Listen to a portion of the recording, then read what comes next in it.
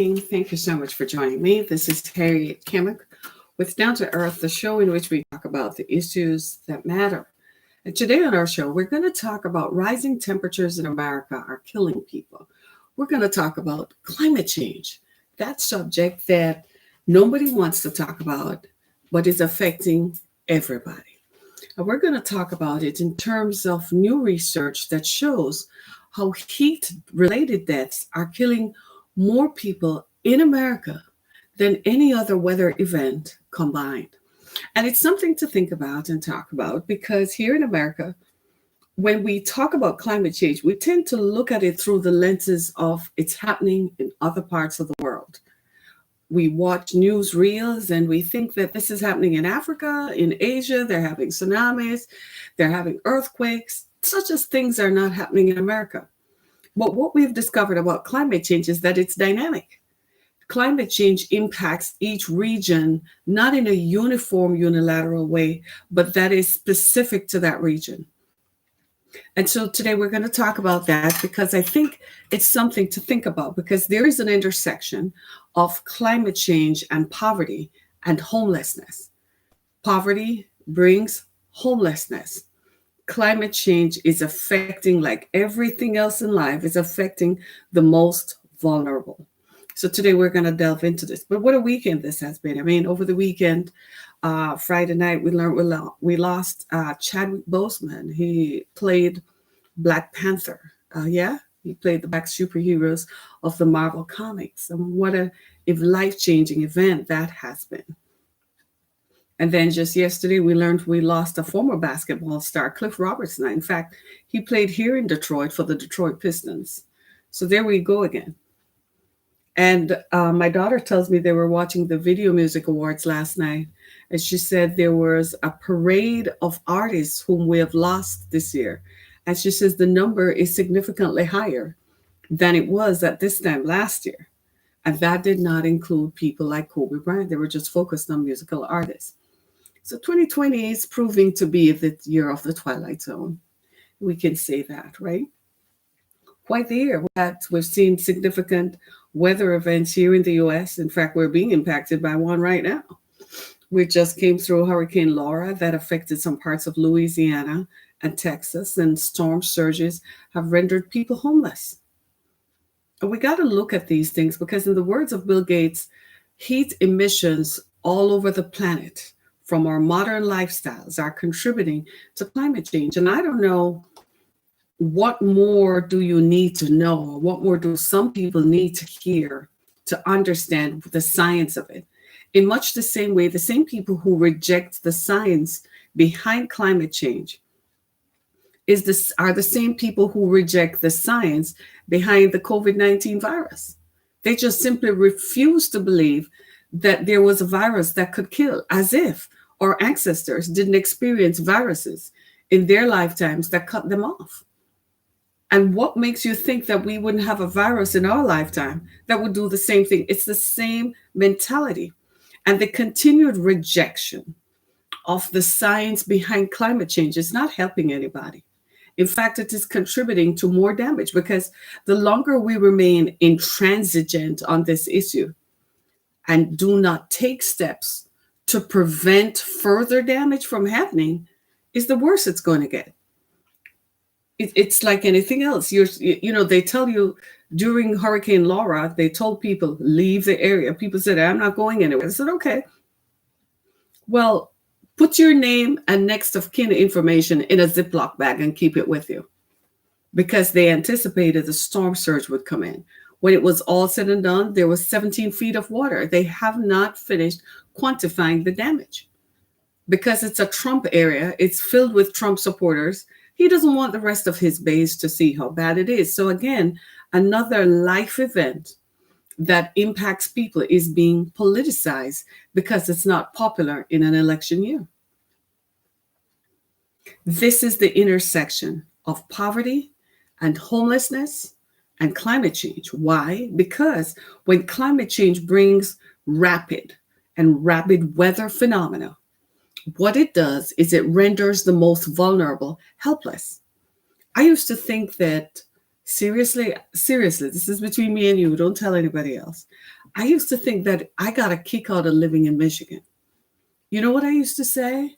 I used to say that we never have storms and storm surges. We never have wind damage. We rarely see a tornado around here. And I never have to worry about hurricanes or earthquakes or so on. And then I had to bite my own words. We had an earthquake a couple of days ago, an earth tremor that shook Southeast Michigan 3.5. We felt it.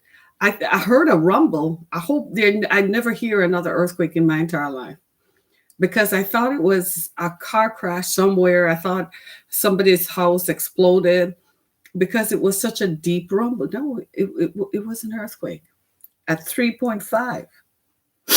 And I'm like, are they fracking around here? Like, are they going underneath the earth? Is underneath the earth shallow? So it's just rumbling, or is stuff just moving around? I don't know. Are the Great Lakes having an issue? Whatever. Do you see what I'm saying? So here I am thinking that I was safe in Michigan. In fact, I said, about 10 years ago, I said, I'm going to move back to Florida, blah, blah, blah. And then the hurricanes came through, and I'm like, you know what? You can keep that sunshine. I'm good. But then I noticed in Michigan, we used to have really nice summers. The summers here used to be beautiful. Like temperatures went up to 80 degrees. We call that a hot day. When it hit 90, we were like, boy, was it hot today. Now we're seeing summer temperatures where even at nights, it does not go below 90 degrees. This past summer was one of them. It was the hottest summer on record. There were many days and nights when the temperature during the day is 101. The sun goes down at 10 o'clock in the summer, right? But similarly, the temperature never dropped below 90 degrees, even at 4 a.m. in the morning. So you're starting the morning off at 90 degrees.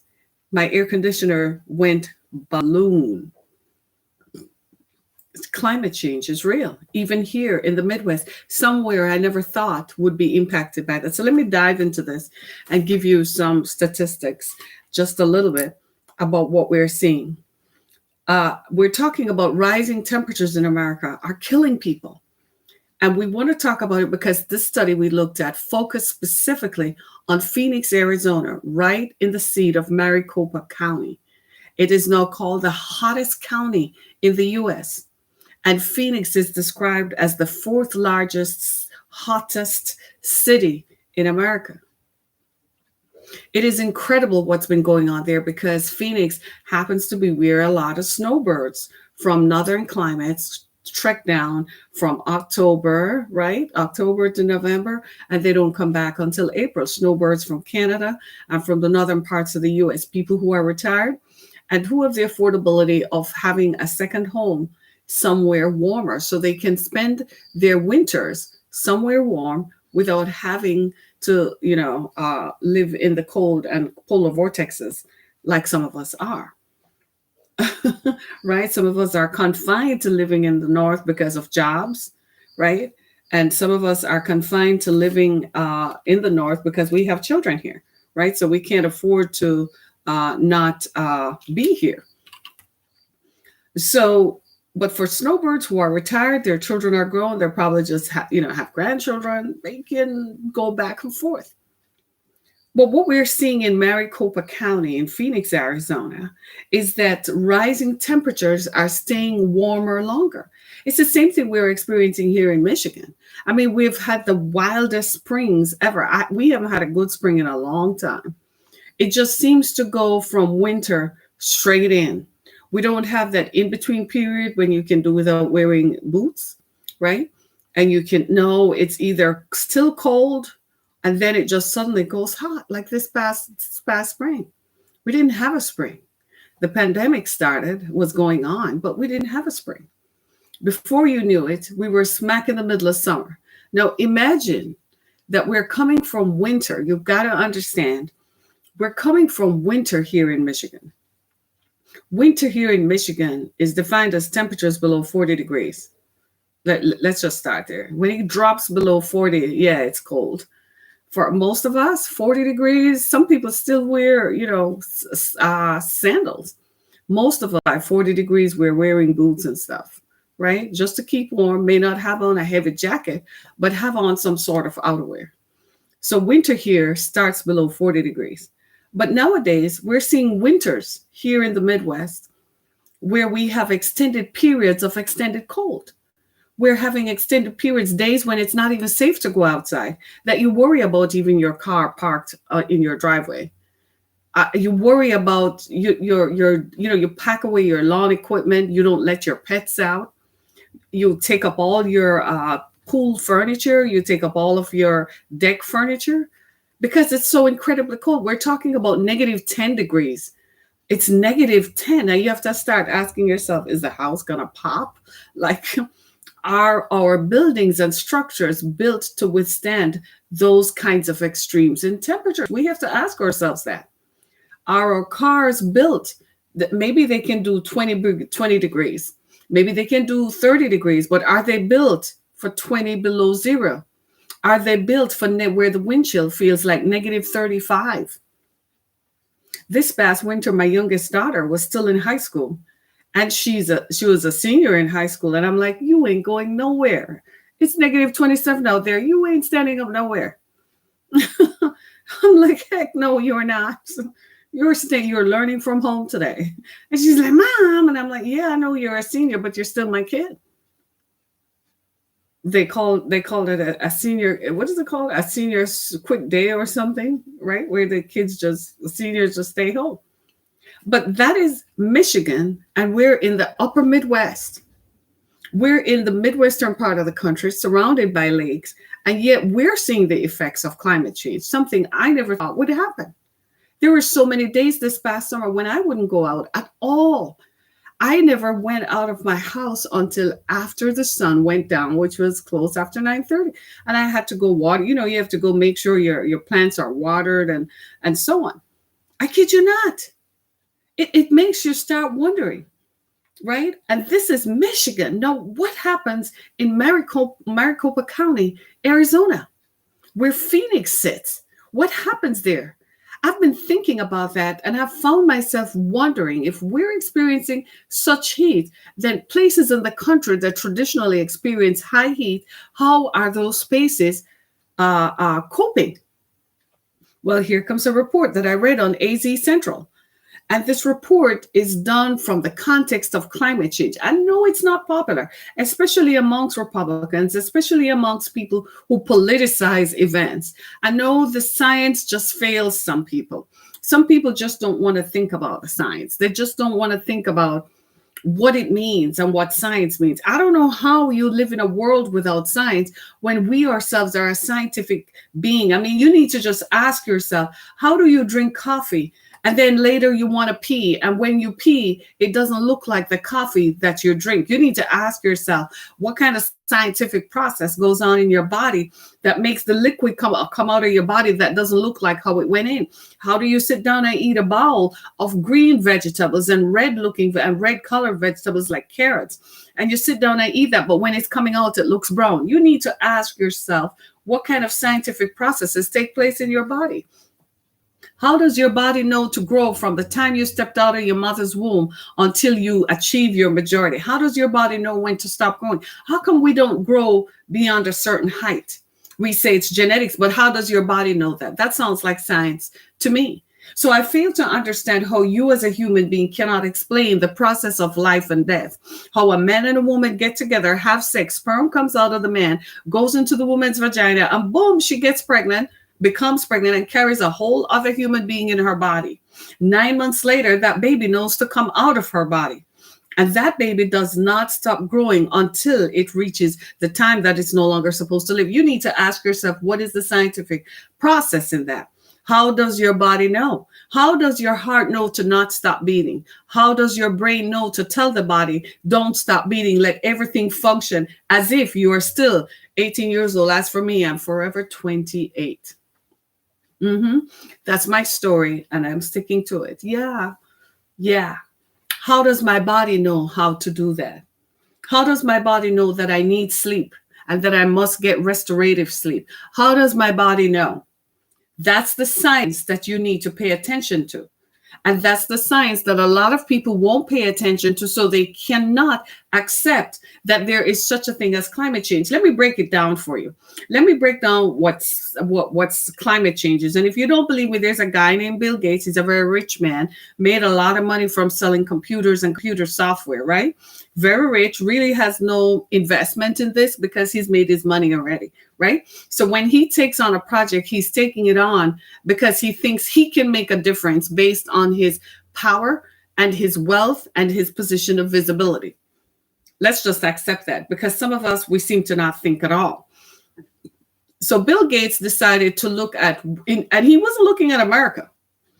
He was looking at making a difference in other countries, in poorer countries. And what the scientists, he gathered the world's best minds together. Now, if Bill Gates calls, I'm going to say, yes, sir. Yes, Mr. Gates, sir. How can I help you, sir? I'll be there, sir. If Bill Gates calls me, I'm saying, I'll be there, sir. I'm not going to ask him what you want. I'm there, right? So Bill Gates gathers the best scientists in the world, and he asks the question, what is causing this? It's very simple. Most of the world lives in a concrete jungle. We live in but we live in spaces where there's asphalt everywhere. And I know some of you rural folk are like, well, we live out on the dirt tracks out here. And I'm like, well, you do come into the city to make business transactions, don't you? When you go down to Main Street, are you driving on dirt tracks with the dust flying up? Yeah. Okay, so that quiets you down. So sit down for a bit, right? So we live in these centers where there are tall buildings that represents our modern life. That's where industry takes place. We're human and we're full of ego. So we want to show the symbols of our success. So we erect tall structures that belie modern engineering and that we think represents the best of who we are intellectually. We use all our capacities. And we build these tall structures that can withstand wind damage, that can withstand shaking, and they build them so they rock. Tall buildings move. They have to. They're built to rock so that stuff doesn't go wrong in them, right? Frankly, tall buildings scare me. I don't like them myself. So you and I are probably on the same page there, right? I must confess that I don't like them either. They terrify me. They make me feel apprehensive because I'm like, what goes up must come down. Anyway, we won't talk about that. I think too much about that, right? But when you think about it, these very same tall structures that are erected to show the best of our modern human engineering and our modern human thinking, those same structures are contributing to climate change. Tall buildings retain heat by day, right? They absorb all the heat. Then you have all the asphalt. Asphalt is what we use to build our roads. It makes you think there must be something else we can come up with. So there's a lot of heat that is trapped in those areas, in that confluence. Well, the way it supposedly should work is that at nights it cools down. But there are so many tall buildings and all the asphalt, it doesn't cool down. So over time, this has been going on for the last 50 years. Climate change didn't just start. The more modern we got, the more tall buildings, the more areas of our world that we laid asphalt down, we started to build a section. We started to build up climate change. So all the heat is trapped. It's going up on the planet. I know we drive around on our farms that are 150 acres that have been here for 4 or 5 generations. And we think that that is life. But you do realize that there is a bigger life outside of yourself. We live on a planet that is round. We can't even explain how round it is. When you look at it from space, you have to ask yourself, how come the sea doesn't drain into the atmosphere? That's a question I used to ask my teachers when I was a kid. How are we living on a planet that's round, that's always rotating, but the seas never drain out? How come the people on the land just stay in one place and isn't shifting? That's the science. Remarkable, isn't it? When you start thinking about it, then you realize how really interesting it is. So all that heat, it goes above the air. Then we run air conditioners.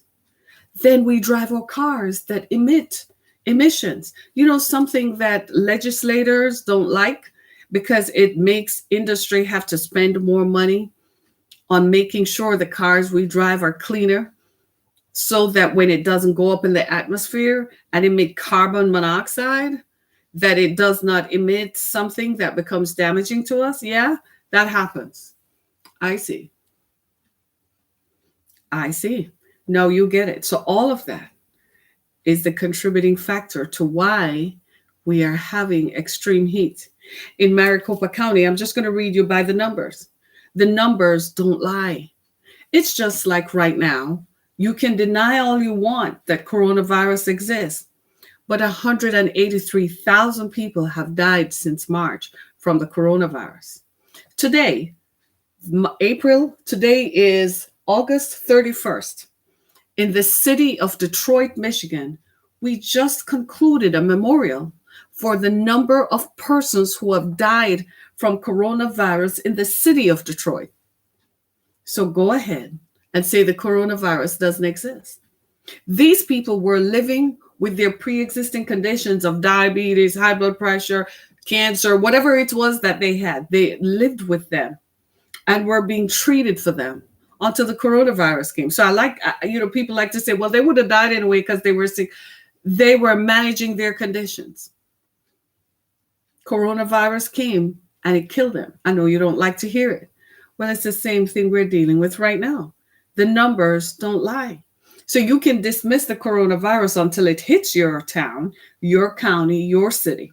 You can dismiss climate change until, like Chattanooga, Tennessee found out, they're having summer temperatures that stay up to 100 degrees well into October in 2019. Chattanooga, Tennessee. So let me run you the numbers. Here are some facts to think about.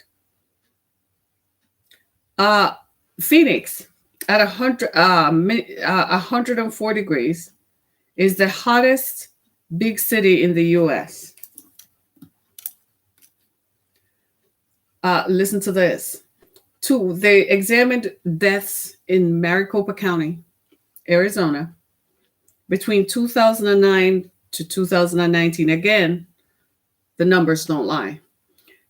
Heat-related deaths were 103. We're talking about weather-related deaths right now, right? Heat-related deaths were 103. Deaths from flood in 2009 to 2019. Deaths from flood were 99. Tornadoes were 91. In 2020, so far in Maricopa County, there have been 30 heat-related deaths. So the year isn't done yet. They're investigating an additional 243. According to the National Weather Service, over the last 30 years, heat has accounted for more fatalities than any other weather event combined in the U.S., in the United States. Hot days lead to hotter nights. In Phoenix, there have been 100 degrees at midnight. Same thing happened here in Michigan. We stayed at 90 degrees, didn't go down overnight. For more than 7 days in July, temperatures never dropped below 90 degrees. So we're having longer summers, right? That start earlier. So our summers are longer. They're starting in April and they're going on well into October, when traditionally summer starts in June and ends in September. By the end of September, it starts feeling cool. You remember those days when we started wearing our boots in September because you could dress in layers because the mornings would start out cooler? Remember that? And then you would strip your layers as you went through the day because it would get really hot. But as soon as the sun dropped, those days are fast disappearing. We're staying hotter earlier and longer. Since 1970, they're saying that in Phoenix, the temperature has gained more than 4.35 degrees. These tall buildings that we talked about, they create something of what we call a concrete jungle. The modern term they use now is urban heat island. You remember that during the pandemic in New York, wealthy New Yorkers fled the city because they felt that they would have been compromised. So because they could afford to, they moved them and their families to out of the city, wherever that took them. Well, guess what? A lot of those people have chosen to stay in those areas. Their kids are going to online schooling. And in some cases, they might just give that up and just register the kids in those communities where they live. Because people are now looking at, now that they have spent 3 months out of the concrete jungle, they're like, you know what, we breathe better. We're healthier. I'm not having as many health related issues. I don't have to worry about so many people in such small spaces. I don't have to worry about riding the trains. That's such a concern that people who own real estate in New York are literally panicking and trying to convince large companies to convince their workers to come back to work so their buildings can be inhabited so they can collect money. And that the spin-offs, buying coffee, that what people do, they stop at the local bakery, get their dry cleaning done and so on. But people are more convinced that maybe there are too many of us living in what we call urban heat islands. We need to take note of that. Asphalt and buildings they're not releasing the hot air at night. They release all of that air, they capture during the day, and they release it at night. So it's going into the atmosphere. So you notice you're driving to some cities and you go outside sometimes at night and the air is so oppressively hot. That's from the concrete jungle. That's from the asphalt and the buildings that are around. It's incredibly hot. America has gotten hotter. And we're not paying attention to it because right now nobody's paying any attention to anything outside of politics. Right now there are race wars. Just overnight, there was the shooting of a Black man in Portland, Oregon. And the president made inflammatory remarks that contributed to some far-right groups that are armed militia in a convoy, in a caravan, riding through the streets of America. And the security forces not doing anything about it because, of course, the police forces have been infiltrated by the same armed militia groups, by the Ku Klux Klan. So we have a race war on our hands. We're literally erupting into civil war because one guy decided that he wants to be president forever because daddy never gave him the presidency. Or daddy grew him up to make him think the world was his oyster and America was at his feet. You know why? You know why Donald Trump won? Donald Trump didn't win because he was so convincing or charismatic. Donald Trump won because there were people who thought that Donald Trump is right. There are still people who think that he's right, that they should be superior. They don't have a pot to pee out of. They don't have anything to contribute to science, but they think they should be just because. So now we're engulfed in a race war, and all of this is detracting from what is real, which is that climate change and rising temperatures are killing people. You see, every now and then an earthquake roars through, but an earthquake never leaves it leaves structural damage, but it never leaves fatalities, human fatalities. That's what we're seeing with heat deaths, with heat-related deaths. Here's what happens. When we get hot, right, our body temperature rises, the temperature around us is hot, then our body rises, so we start sweating. The sweating, when you start sweating, you're cooling off. But what's happening is that we're not cooling off. So the temperature around us gets hot. We're not sweating, so we're not cooling off. You start feeling dizzy, lightheaded, and headache. How can I explain that? Because I've been there with that. I had that in the summer of 2018. I never went back out in the summer again. I'm like, we won't go out with a hat on, blah, blah, blah. I'm not going there because it's too painful. So what happens? So this is how people are dying. So guess what is happening also in Maricopa County?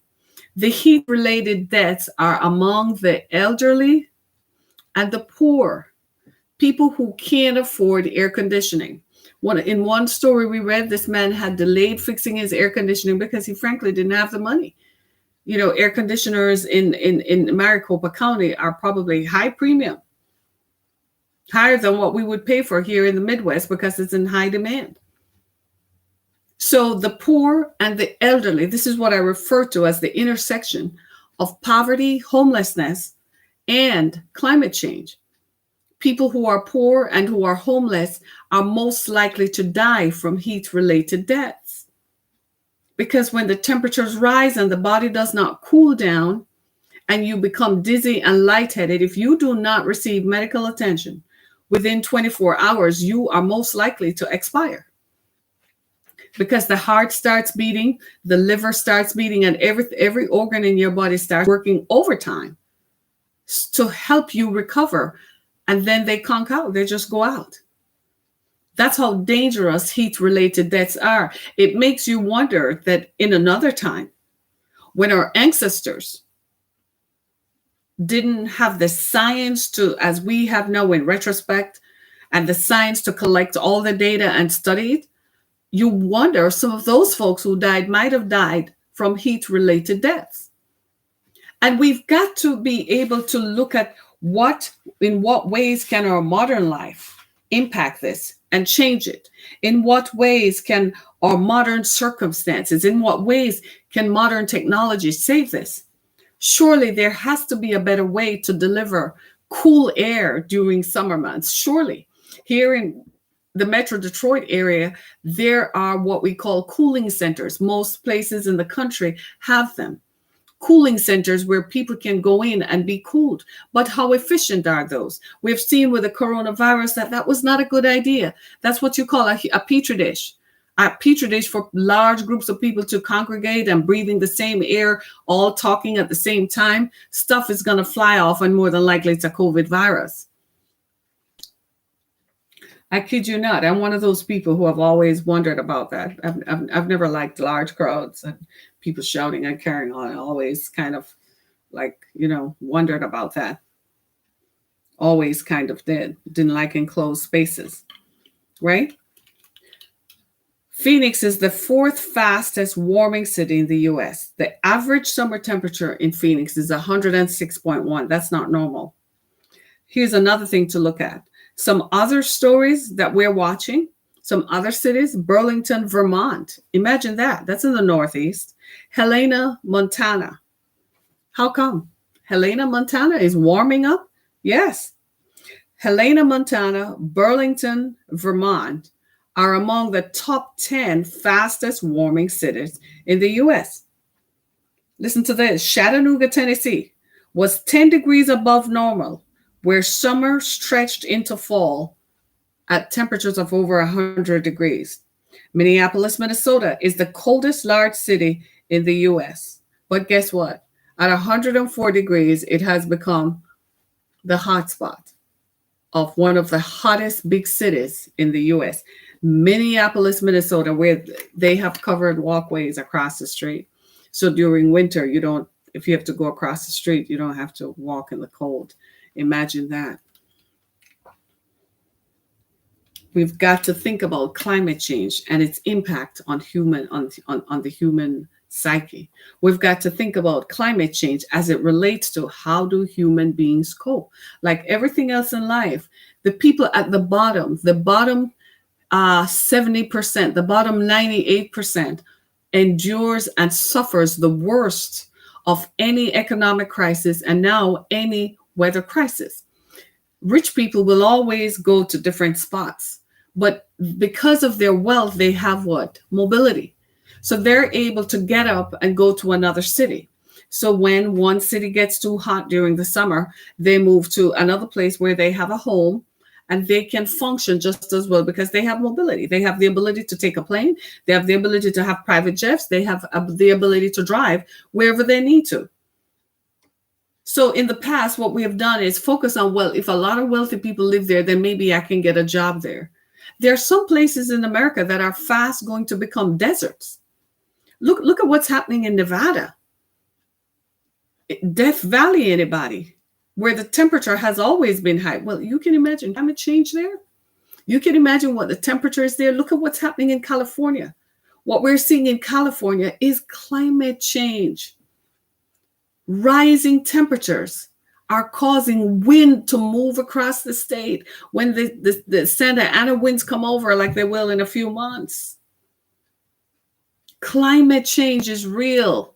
And then when it rains, because there's no soil and there are no trees to hold the soil, then it creates landslides and mudslides. Climate change. Climate change is real. That's what's happening in California. Crops are dying out because there is no water. In some parts of California, there is no water for farmers to water their crops. It's serious. Climate change is real. Maybe it hasn't hit your neck of the woods yet, but maybe it has, but you're not seeing it manifested as climate change. And of course, you may have local and elected representatives who don't believe in the science of climate change, but every morning they get up and go to the bathroom, but they still don't believe in climate change.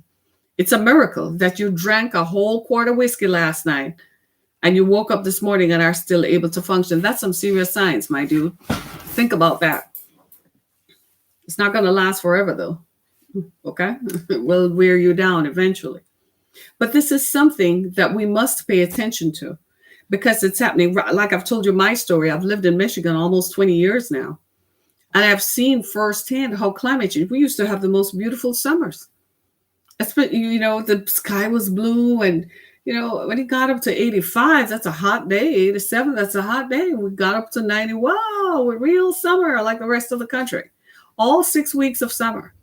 Now we're staying hotter from early June, from May, and we're staying hot right through. And then at night, something rapid develops. Last night was August 30th. I went outside and the sun drops early. I mean, the summer is over because the sun started going down at 9:30. Then it was 9:15. Then it was 10 to 9. No, it's 8:30. Sun is gone. I went outside as soon as darkness fell, and there was dew on the grass. And it was so cool, so remarkably cool. My ACs have been off for more than 12 hours now, so that tells you where this is going. Climate change, anyone?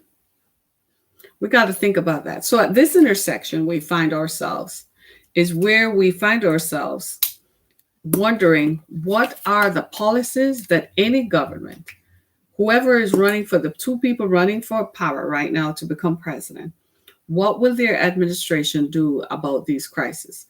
It may not be a humanitarian crisis yet, but it certainly ranks among the issues that we must confront. Here in the Great Lakes, for instance, what we are finding is that the lakes are rising. We've had so much snow over the last two or three winters.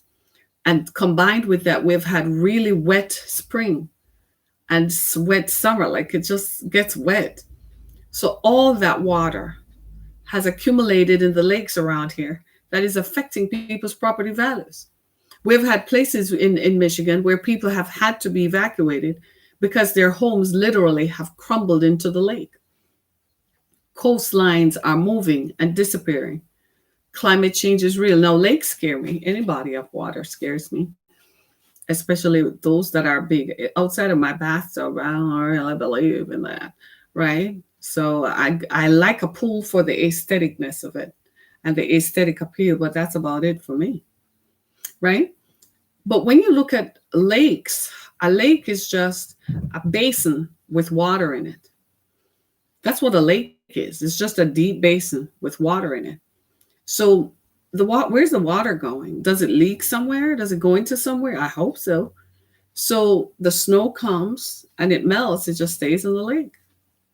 When I first moved to Michigan in 2003, there was a drought on the lakes where the lakes had dropped some 4 or 5 inches and they had not enough water. Now they're brimming. So much so that lakefront properties, water is coming up onto people's backyards. You've got to ask yourself, this is climate change. And once upon a time, people used to say, no, it's cyclical. It goes around and it comes around. I am looking at the deaths of people where temperatures are not coming down lower than 90 degrees at night. It used to be that the sun went down and within an hour or two, it would cool down. That's not happening anymore. There's so many, a few years ago, I think it was 2017, part of my organization, the Exodus Foundation, we were working with people who had just come out of jail. And I was gathering information on what happens to individuals who come out of jail, and how do they survive? And I was one young man who had spent 20, was it 20? He was 25 years in jail. When he got out of jail, he said that there are so many cars on the road. There are more cars on the road than when he went to jail the previous 25 years. And I never thought of it in that context. I said, really? And he said, yes. He said, there are way more cars on the road. The average home has 3 to 4 cars parked outside. So we are driving more. We have more cars on the road. People in industry want to put their cars in your driveway. They want the car keys in your hands because the more cars that are sold is the more money they make. So you have all this carbon emissions that are going off. And you have to ask yourself, well, we're all breathing the same air. So the air is recycled. It goes up, it creates condensation, it comes back down as snow or as rain. So we're essentially breathing back what we have sent up.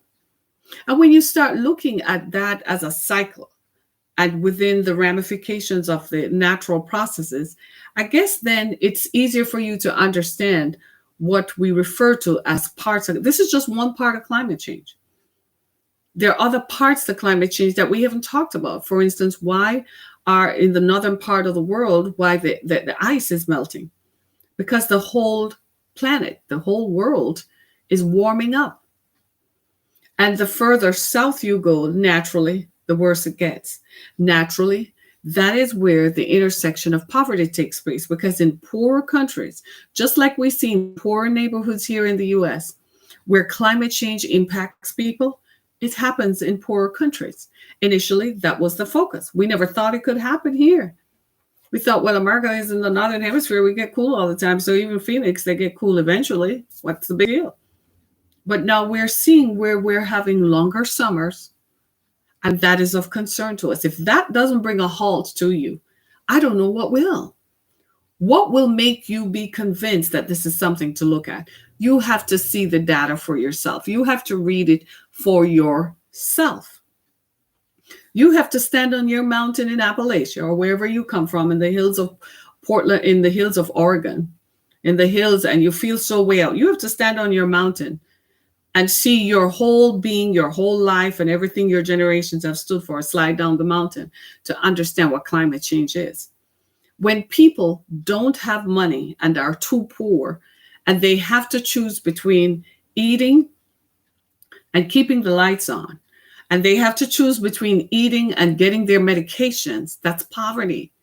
When you have to make that kind of choices because you don't have enough. Too many people are falling into that. Too many Americans are falling into that vortex. We've got to stem the tide of it and stop it. It's not enough to have trillionaires. These guys are no longer billionaires, they're trillionaires. How is it that the stock market is not reflective of the economy? It used to be that if the stock market fell, that was the general condition of the economy. Now the stock market is booming and 1 million people are filing jobless claims every week. How is that possible? That's the intersection of poverty. We got to look at that. That doesn't make any sense whatsoever. How is it that the stock market is booming and people are still filing for unemployment? 1 million people per week. So far, over 40 million people have lost their jobs and about 10 million have returned to work. Just this morning, major companies announced that the furloughs that took place during the pandemic and post-pandemic are going to be permanent job losses. A major airline announced to its staff, American Airlines, you better get ready because it's about to happen. Do you understand what I'm saying? So all those folks with no income, so they can't afford their homes, they won't be able, they'll have to come to a point where they make a decision between, I can't turn the air conditioning on to save my life because I pay the light bill. I'm one of those persons. I looked at my light bill, my electricity bill, for want of a better word, you want to call it a different name, same thing. And I was shocked at how much electricity I consumed during the summer months. And then I remembered how hot it was. and how the AC just had to keep running just so we could breathe. I kid you not. And then you were just like, okay, so this is why.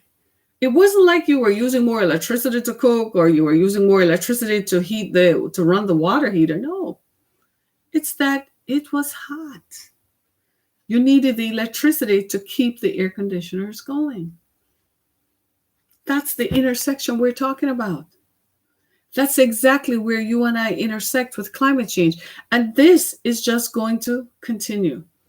This is not going to stop just because I wanted to. The science is irrevocable. We've been doing this for so long that I'm afraid it's irreversible. We're going to see more and more destructive hurricane force winds.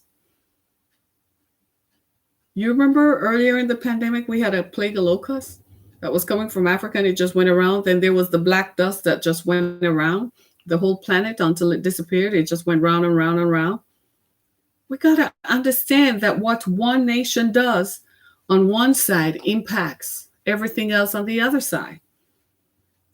We got to find a way to build structures that take less toll on the environment. I can't believe I actually just said that. I sound like a progressive person, don't I? But I'm actually seeing the light. We got to build structures that take less toll. We got to be able to transport large groups of people without everybody getting behind the wheel of their car. Now that we have AirPods and all kinds of stuff, people can go by train and still enjoy being in your own space kind of thing in your mind, like sitting down and do what we do on iPads and so on. I kind of like that idea of being someone else driving. There are just too many cars on our roads. All over, it's not just here in America, it's all over the world.